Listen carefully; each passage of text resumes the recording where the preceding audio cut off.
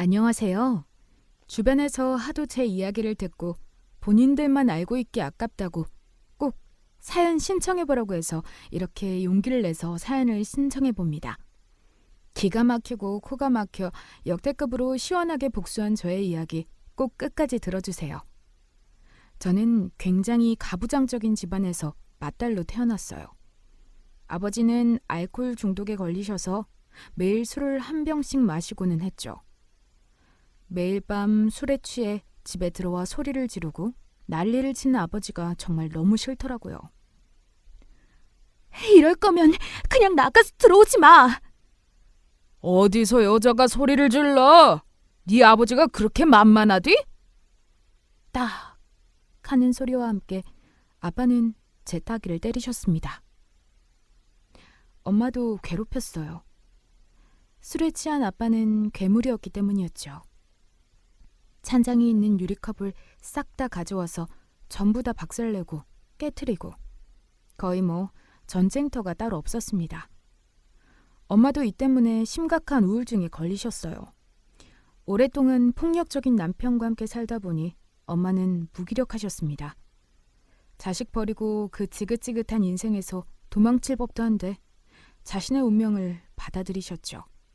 아무래도 저의 이런 가정 환경 때문에 전 항상 불안하고 특히나 남자를 제대로 만나지 못했어요. 오죽하면 저는 자기 전에 항상 신이 있다면 악마 같은 우리 아빠 좀 데리고 가주세요. 저 힘들어서 죽어버릴 것만 같아요. 제발요.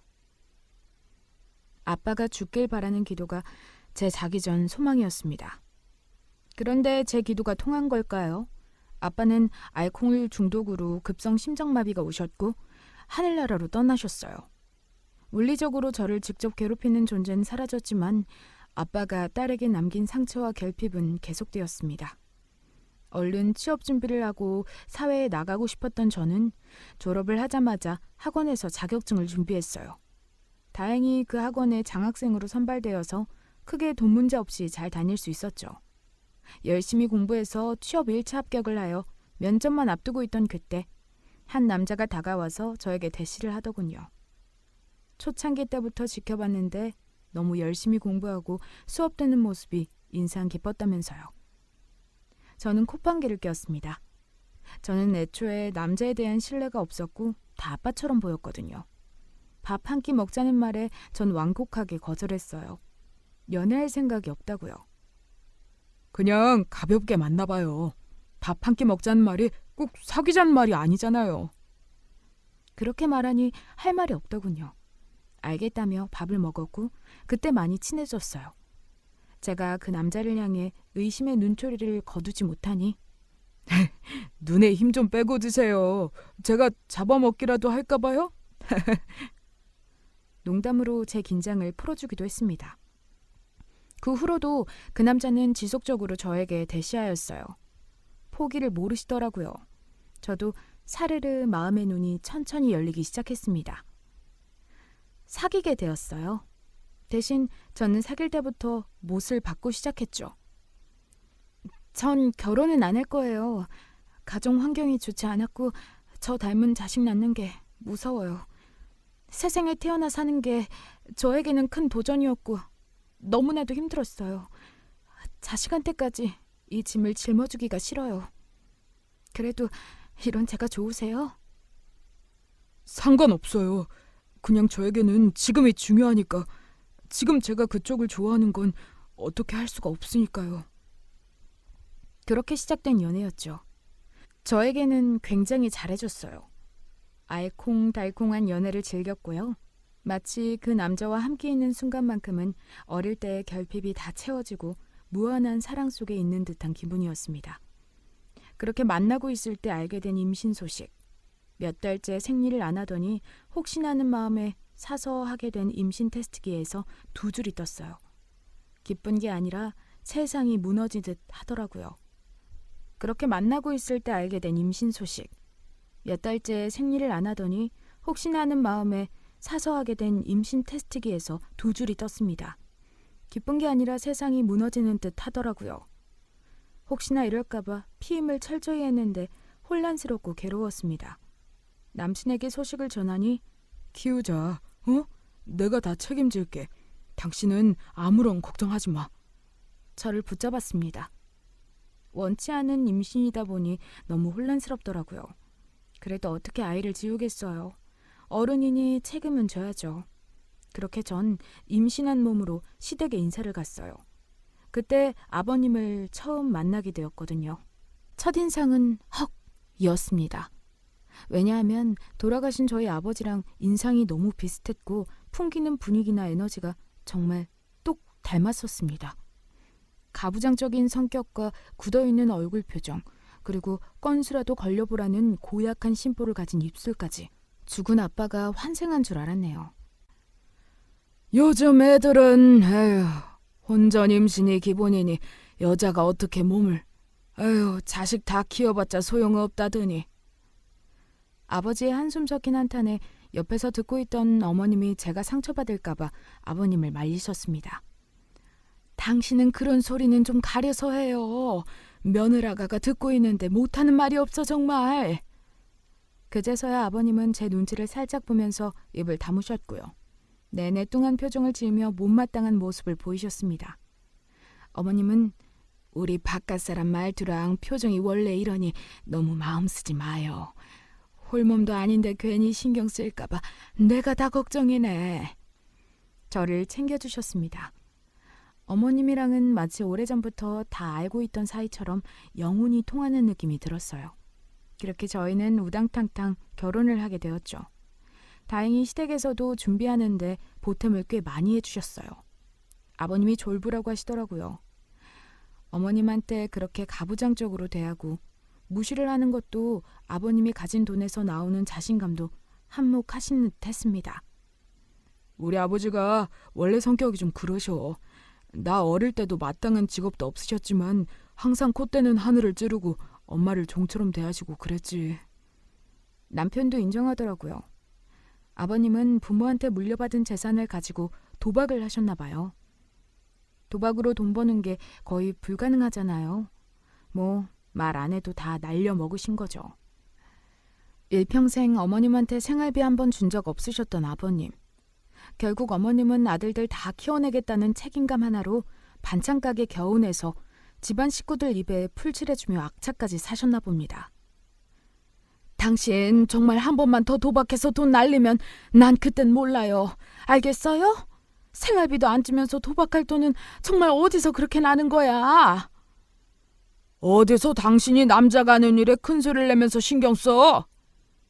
아버님은 정신 차리지 못하시고 또 어디서 돈을 끌어와 가족들 몰래 투자를 했나 봐요. 근데 그게 완전 대박이 난 거였죠. 초반에는 거의 사기를 당하셨대요. 투자 가치가 높은 땅이라고 해서 샀는데 막상 가보니 웬걸? 허허 벌판에 땅이 있었고 땅 투자 사기를 당하신 거죠. 수소문해 보니 주변 부동산에서는 아니 어쩌다 그 땅을 그 가격에 사신 거요. 아무리 못된 놈이라도 그 가격은 양심상 못 받을 것 같은데. 아휴, 그냥 그 땅 산 돈은 버린 돈이라고 생각하셔. 이 일대는 개발될 가능성이 한치도 없으니 말이요. 알겠쇼? 아버님의 망나니 짓 덕분에 또다시 집안은 더 휘청거리게 되었네요. 그때도 아버님은 한 번도 자존심 굽히는 법이 없으셨습니다. 그 정도면 사람이 기가 죽어서 풀이 꺾일 법도 한데 그럴 기미도 안 보였죠. 근데 저희 아버님 참 하는 것도 없는데 인생이 잘 풀리셔요. 운이 되게 좋으신 편이었죠. 일도 안 하는데 부모한테 상속받은 재산으로 평생 떵떵거리며 살고 그러다가 그 돈도 다 날려먹었는데 도대체 어떤 조상덕을 보게 된 건지. 땅 투자 사기인 줄 알았던 그곳이 10년 뒤 정부의 개발부지 구역으로 선발되어서 엄청나게 웃돈을 받고 팔게 된 겁니다. 그 동네 사람들도 그 땅 가지고 있는 사람 누구냐고 인생 대박 났을 거라며 엄청 궁금해하고 부러워했고요. 그 사람이 바로 저희 아버님이라니 참 인생은 모르는 거더라고요. 아버님은 어떻게 인생이 저렇게 아다리가 탁탁 맞으면서 잘 풀리는 걸까? 우리 아빠 팔자가 원래 그래. 엄마가 사주 보러 갔더니 기운이 아주 강하다고 아무리 망나니 짓을 해도 덕을 보는 사주라고 그러더라고. 대신 말년은 안 좋다고 하는데 뭐 땅으로 대박 나서 돈 많이 벌었으니 말년도 좋겠지 뭐.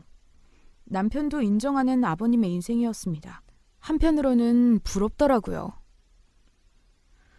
회사 다니면서 한 푼 한 푼 돈 버는 게 힘들고 돈 때문에 더러워도 꾹 참고 다니는 건데 말이죠. 남편도 그런 아버님을 닮았죠. 머리는 좋지만 크게 노력하는 스타일은 아니었어요. 대신 목표가 하나 생기면 물불 안 가리고 달려드는 스타일이었죠. 저를 꼬신 것도 일종의 정복욕이었던 것 같아요. 보통 남자 같으면 여자가 싫다고 두세 번 말하면 상처받아서 그만둘 법도 한데 고백을 받아줄 때까지 계속 들이댔으니 말이죠. 회사에서도 마찬가지였습니다. 남편은 정치질을 잘하는 스타일이었어요. 본인한테 이득이 될 존재는 한없이 착하게 베풀었고 그렇지 않으면 냉정해졌죠. 그러다 보니 상사들한테는 이쁨 받고 후배들한테는 미움받고 그걸 넘어서 거의 뭐 공공의 적 같은 느낌이었나 봅니다. 윗사람한테 잘 보이니 승급도 팍팍 하면서 여러 가지로 이득은 많았겠지만 인간적으로 제 남편을 좋아하는 사람들은 많이 없었어요. 아버님 핏줄이니 그 성격이 어디 가겠습니까? 저도 결혼하고 나서 그 부분 때문에 꽤 고생했는걸요. 딸은 아빠 닮은 남자 만난다더니 나도 아무리 발버둥 쳐도 이 팔자를 벗어날 수 없는 건가? 회의감이 들 때도 있었습니다. 저는 아들 둘을 낳았어요. 첫째 아들은 지 아빠 머리를 닮은 건지 어릴 때부터 공부를 곧잘 했습니다. 나중엔 선생님이 따로 불러서 영재학교에 가야 될 것 같다고 이야기를 해주실 정도였으니까요. 저는 애들이 평범하게 자라길 바랬어요. 부모 마음이야 자식이 다른 아이보다 뛰어나면 기분 좋고 신나겠지만 장기적으로 생각해 봤을 때 혼자서 너무 잘나고 아이들 사이에서 튀는 존재가 되면 좋을 게 하나도 없더라고요. 그런데 아빠 생각은 달랐어요. 우리 아들을 최고로 키워내고 싶다는 욕심이 가득했거든요.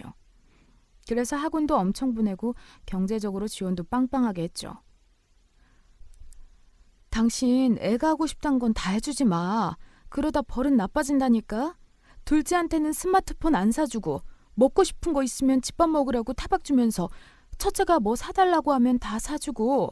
이건 아니지. 그렇게 당신이 행동하면 애들 사이도 안 좋아진다고. 공부하는 애 힘들다고 이것저것 사달라는데 아빠가 어떻게 그걸 넘겨. 그리고 지원해줄 수 있을 때 하는 거지. 둘째는 공부도 안 하는데 뭐가 이쁘다고 사줘? 남편은 그게 문제였어요. 둘째와 첫째 차별이 심했어요. 결국 첫째 아들은 지 아빠 소원대로 서울대 경영학과에 입학해서 군대 갔을 때 회계사 공부하더니 1년 반 만에 합격장을 들고 제대하더라고요. 얼마나 지 아빠랑 친할아버지가 좋아했겠습니까? 저희 남편이랑 아버님은 둘째 아들은 사람 취급도 안 했어요. 아버님은 우리 똥강아지 왔느냐? 아이고 녀석아. 공부도 잘하고 아주 너가 할아버지 어깨를 우뚝 솟게 만들어주는구나. 용돈도 척척 주셨어요. 옆에 둘째는 못 본 사람 취급하며 용돈도 일절 안 주셨고요. 어릴 때 둘째가 겁도 없이 할아버지, 나도 용돈 주세요. 말하자마자 이놈! 공부도 못하고 잘하는 것도 없는 것이 어디서 할아버지한테 용돈을 달라고 해? 네 형의 반만 담거라. 그러면 이 할아버지가 네가 그토록 원하는 용돈 주마. 그 전까지는 어림도 없어. 그러다 아들이 미술 쪽으로 진로를 트니 아버님의 불만은 더 커져갔습니다. 사내 녀석이 계집도 아니고 미술이 뭐냐? 저 녀석은 나중에 입에 풀칠이라도 할 수 있을라나 모르겠다. 아무래도 예술하는 애다 보니 감수성이 예민하고 그 때문에 상처를 많이 받았어요. 나중에는 공부도 손에 놓고 엇나가기 시작하더라고요. 집에서도 지형한테 밀리고 아빠한테 사랑도 못 받고 의지할 사람은 저뿐이었으니까요. 시댁에서도 그 정도가 점점 심해졌어요. 옆에서 보다 못한 어머님이 말릴 정도였죠. 손주면 다 똑같이 이쁘고 사랑스럽구만. 당신은 왜 손주들 보는 앞에서 그런 말을 해요? 지금이야 애들이 어리니까 할머니 할아버지 집에도 얌전히 오는 거지. 조금만 머리 커봐요. 차별하는 할아버지 집 애들이 찾아오나 안 오나? 당연히 안 오지. 아버님은 막내 손주에게 삿대질까지 하며 필요 없다고 말씀하셨어요. 하여튼간에 맨날 서울대 회계사 타령. 지겨울 정도였습니다. 찬밥 신세가 된 막내는 할아버지 집 가기 싫다며 앙앙 울 정도였어요. 생각 이상으로 친할아버지를 싫어하게 된 아들이었습니다. 저도 솔직히 아버님이 싫었어요. 그렇게 막무가내로 나가는 사람을 누가 좋아하겠어요. 더군다나 제가 극도로 혐오하는 친아버와 똑 닮은 존재였으니 말이죠. 그래도 우리 아이들만큼은 할아버지와 할머니와 잘 지냈으면 하는 바람에 저는 특단의 조치를 취했습니다. 엄마가 용돈 줄 테니까 할아버지랑 사우나 갔다 와. 가서 할아버지 등도 좀 밀어드리고 말도 살갑게 붙여보고 그래봐. 응?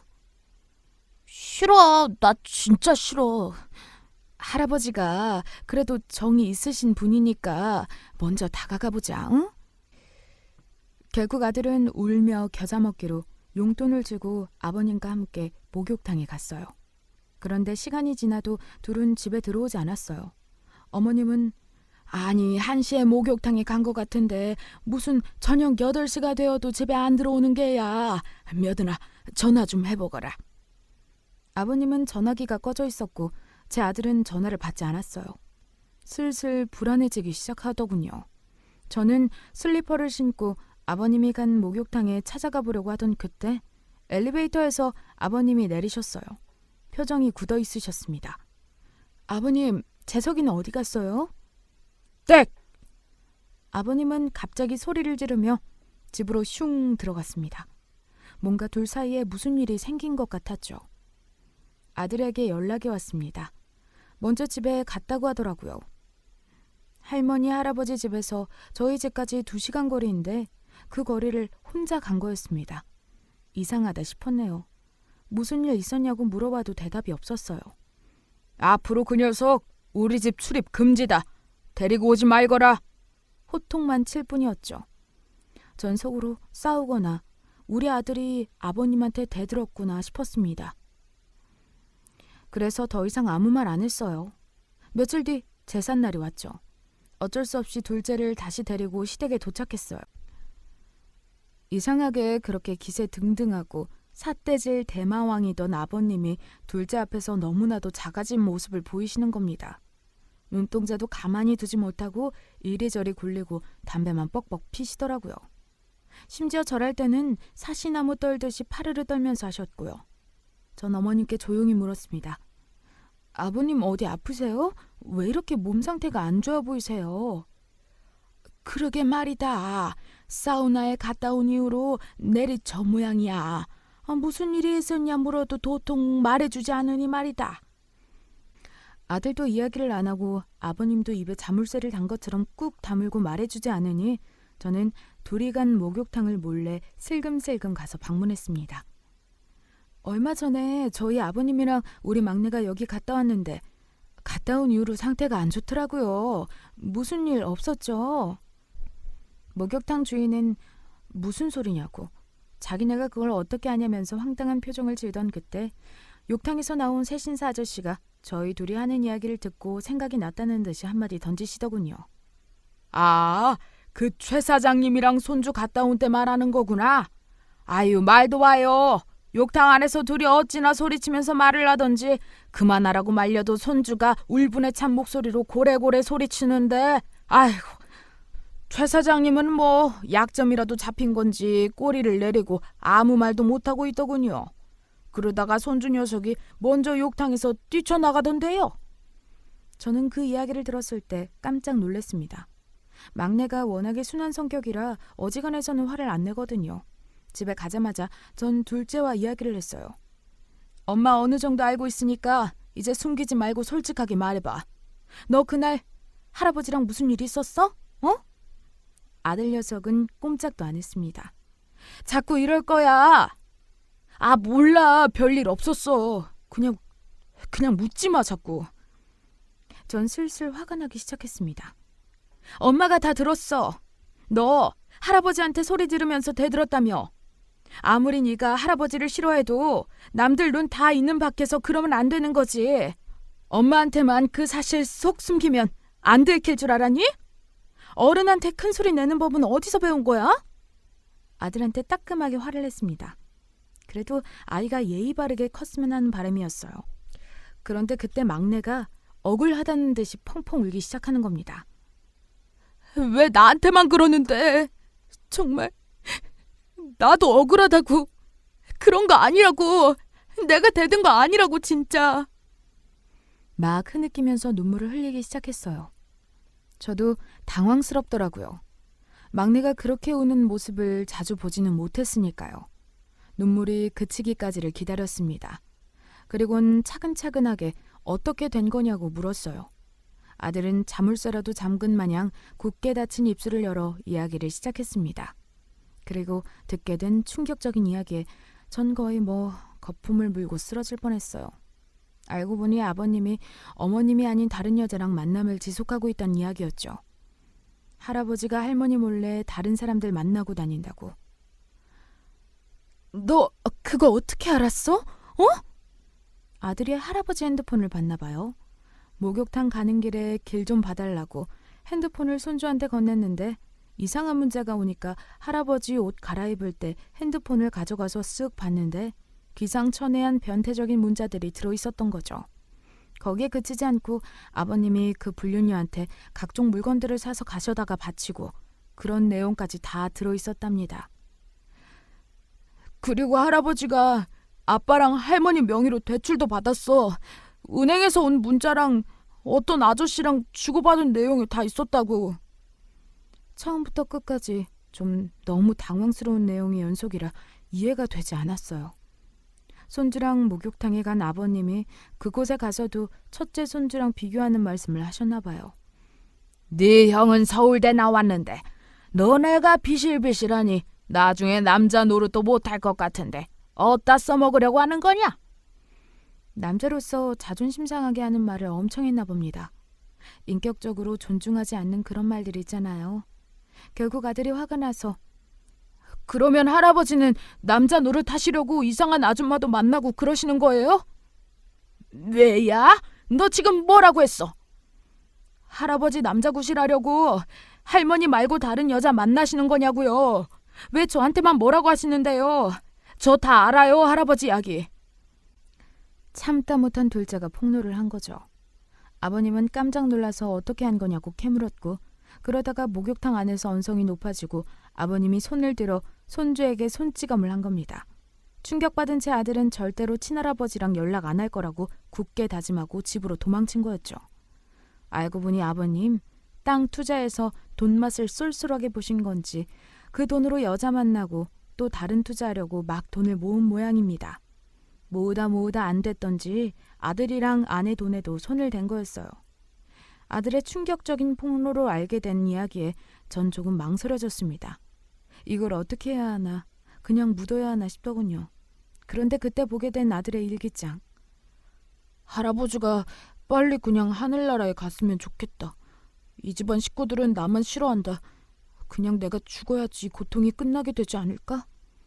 충격적이었습니다. 제가 마치 10수년 전 알코올 중독 아빠의 횡포로 인해 고통받으며 잠들기 전에 기도한 내용이랑 똑 닮아 있었어요. 그땐 누구라도 날 이 지옥에서 꺼내줬으면 하는 바람이었는데 제 아들이 그런 내용의 일기를 쓴 걸 보고 충격을 받은 저는 가만히 있으면 안 되는 문제라는 것을 깨달았습니다. 적어도 제가 겪은 고통은 제 손에서 끝내고 싶었죠. 아들한테까지 대물림해줄 수는 없는 노릇이었어요. 어쩌면 친아빠와 똑 닮은 시아버님을 만난 것은 운명이 아니라 필연이라는 생각이 들더군요. 그날 저녁 남편에게 통장 정리를 해보라고 권했습니다. 어머님한테도 전화를 드렸어요. 갑자기 웬 통장 정리야? 무슨 일 있어? 깊게는 묻지 말고 일단 해봐. 아버님이 당신 명의로 대출 같은 거 받은 모양인데 진짜인지 한번 확인해 보려고.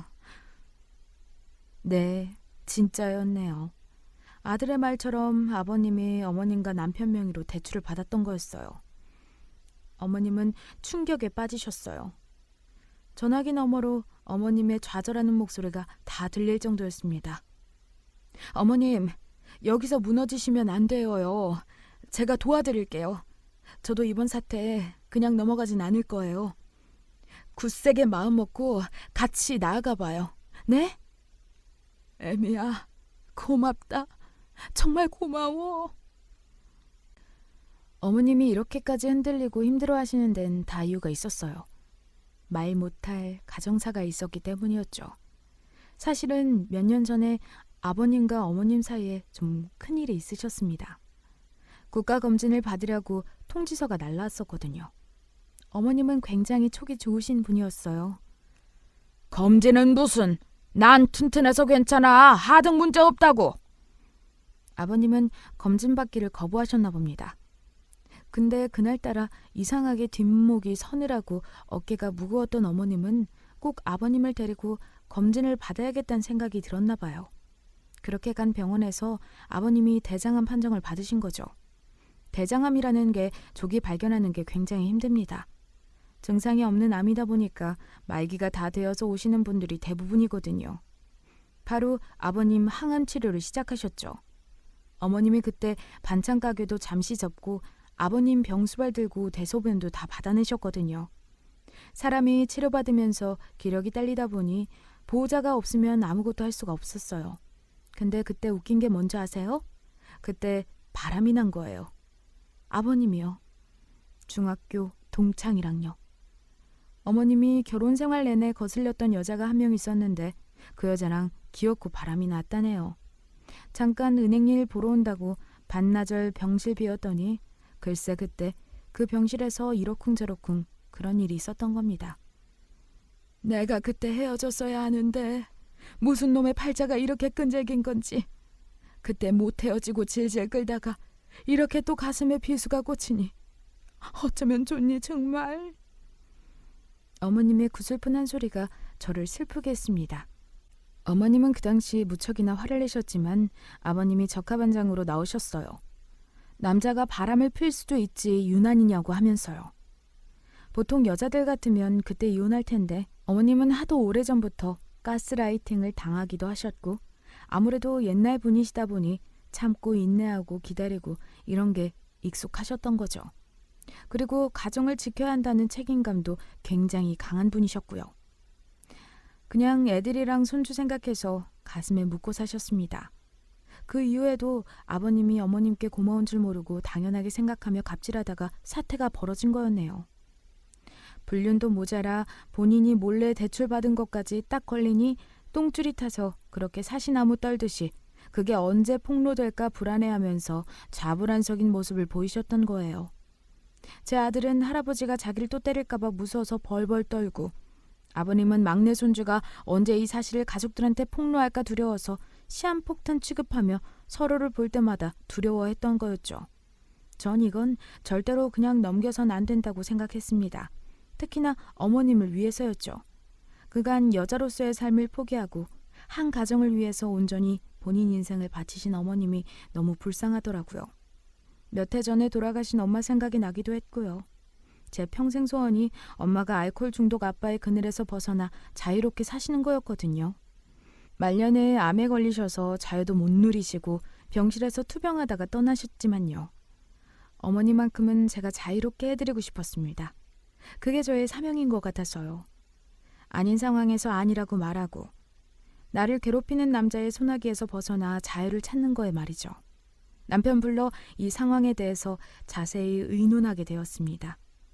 남편도 꽤나 아버지의 그런 행동에 대해 충격을 받은 듯 했어요. 어떻게 이렇게 뒤통수를 때릴 수 있냐고 하면서요.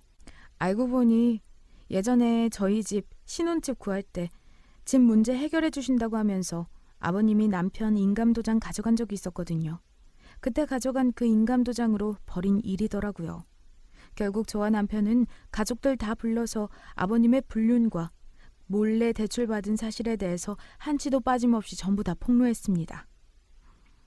참나, 살다 별의 별꼴을 다 보는구나 내가. 내가 너희들 이름으로 대출받은 건 다 투자 대박 나서 너희 잘 되려고 하는 거지. 다른 뜻이 있었겠느냐? 그리고 다 늙은 남자가 여자 좀 만난다는 게 그게 뭐가 그리 중대한 상황이라고 이렇게 가족들까지 다 불러서 나불대는 게야. 이래서 집안에 여자 잘못 들어오면 온 집안이 망한다고 하더니 아이고 내가 너희 둘 결혼할 때부터 알아봤어. 우리 집 말아먹을 거라는 거. 그때 옆에서 지켜보시던 어머님이 극대노를 하셨습니다. 한평생 아무리 아버님이 힘들게 해도 크게 화낸 적 없으셨던 어머님도 결국 참다 폭발하신 거였죠. 그 주둥이 좀 다물어요. 가만히 있으면 반이라도 가지. 하며 두꺼운 소뚜껑 같은 손으로 아버님의 주둥이를 팍 내리친 겁니다. 마치 주걱으로 찹쌀을 때리듯이 찰싹하는 소리와 함께 입을 내리친 거죠. 가족들 전부 다 깜짝 놀랐어요. 아버님은 순간 당황해서 아무 말 못하시더니 바로 벌떡 일어나 삿대질을 하며 어머님을 바로 차려고 하셨습니다. 이 여편 애가 진짜 노망이 났나? 어디서 남자 얼굴에 손찌검이야? 말세네 말세야. 라며 발로 어머님을 차려고 하는 그때 어머님이 일어나 발로 아버님의 가운데 가랑이를 팍 찬 겁니다. 아주 그놈의 꽈리고추 같은 거시기를 분질러 버리든가 해야지. 40년 참았으니 많이 참았어. 난 더 이상 이 결혼 못하겠네. 이 지긋지긋한 영감탱이 더 이상은 못 데리고 살아. 그 여편 애랑 알아서 살던가 말던가 하쇼. 난 당신이랑 더 이상 못 살겠네요. 어머님은 그 말씀을 하시고 방문을 열고 팍 나가려고 하시다 쓰러지셨습니다. 순간 너무 흥분을 하고 열이 받으셨던 건지 혈압이 치솟았고 결국은 쓰러지신 거였죠. 어머님을 모시고 병원에 갔고 가족 식구 모두가 아버님에게 등을 돌렸어요. 입원해 있는 어머님을 보니 꼭 친정엄마처럼 느껴지더군요. 그 힘든 와중에도 가정을 지켜내려고 하셨던 모습이 너무 안타깝고 꼭 이번에는 자유를 찾으셨으면 하는 바람이었습니다. 전 원래 기도를 안 하는데 그 순간만큼은 기도가 절로 나오더라고요. 주무시고 계신 줄 알았던 어머님이 눈을 떠 제 손을 꼭 잡았습니다. 그리곤 굵은 눈물방울을 뚝뚝 떨어뜨리며 고맙다고 하시더라고요. 애미야, 참 고맙다. 애미가 없었다면 아직도 끙끙대며 영감탱이한테 말 한마디도 못했을 거야. 요즘 애들은 참 똑똑하지. 우리 시대 때만 해도 여자는 무조건 다 참고 그래야 했단다. 애미를 만나서 내가 한을 다 풀었구나. 영감탱이한테 치는데 어찌나 속이 시원하던지. 어머님 그래요. 이젠 자식 다 키웠고 손주들도 다 자기 앞가림 할 수 있으니까 어머님은 어머님 인생 사셔요. 전 평생 후회가 우리 엄마가 아빠한테 괴롭힘 당할 때 딸로서 큰 소리 한 번 못 내준 거였어요. 그 한을 어머님 덕분에 풀 수 있었어요. 저야말로 고맙습니다. 정말 저와 어머님은 하늘이 내려주신 인연인 것 같은 생각이 들었습니다. 며칠 뒤 어머님은 안정을 찾으셔서 퇴원하셨고요. 한평생 결혼 생활하면서 돈도 있으면서 어머님한테 생활비 한 푼 안 주셨거든요. 여자한테 돈 줄 필요 없다면서요. 그리고 아깝다면서요. 그런데 어쩌나요? 재산 분할로 절반 뚝 떼어주게 생겼는데요. 아버님 그걸 아시고는 이혼 못 해주겠다고 대자로 뻗고 난리도 아니었습니다. 다행인 건 이혼 변호사가 그러시더라고요. 귀책 사유가 아버님께 있으니 상대 쪽에서 이혼을 거부해도 아마 법원에서는 이혼 신청이 받아들여질 겁니다. 요즘 항혼 이혼이다 뭐다 하고 참고 많이 해주세요. 재산 분할도 적지 않게 나올 거예요. 그리고 다른 사람 명의로 몰래 대출받은 것도 범죄라서 통장에 압류 들어가서 다 찾아오실 수 있을 거예요. 걱정 마세요. 다행이었습니다. 그렇게 어머님은 아버님과 이혼하시고 재산 분할을 받으셨네요. 줄 돈이 없으니 가지고 있던 땅도 다 팔아버린 아버님이었습니다. 자식들 마누라 돈까지 탈탈 털어서 산 땅은 역시나 투자 가치 없는 땅이었고요. 뭐 뻔하죠. 또 사기 당하신 거죠. 한번 운이 좋다고 계속 좋으리란 법이 없잖아요. 이혼하면서 아버님 재산이 절반으로 줄고 또 소송으로 인해서 돈이 탈탈 털리자 그 여편네 아버님과 그렇고 그런 사이였던 아주머니도 빈털털이 만나기 싫다면서 떠나셨대요. 참 말년이 씁쓸한 인생이다 싶었습니다. 그럼과 동시에 전 남편과 첫째 아들한테 화가 났어요. 둘을 불러 세워 저도 어머님처럼 소리쳤죠.